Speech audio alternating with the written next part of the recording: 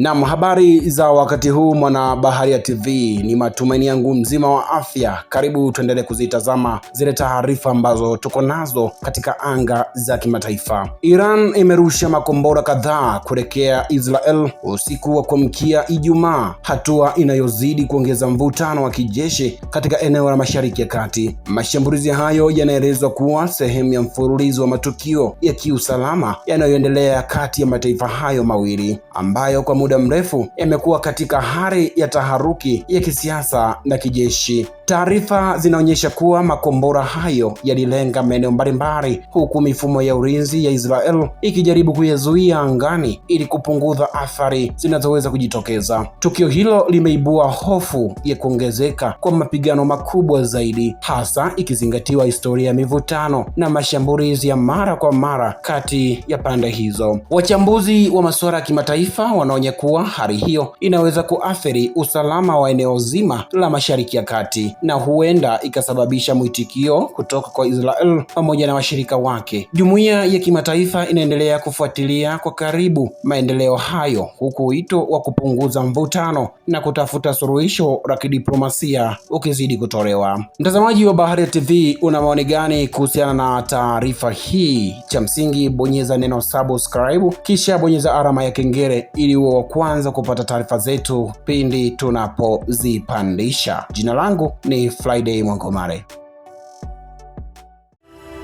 Asante kwa kuifuatilia Baharia TV.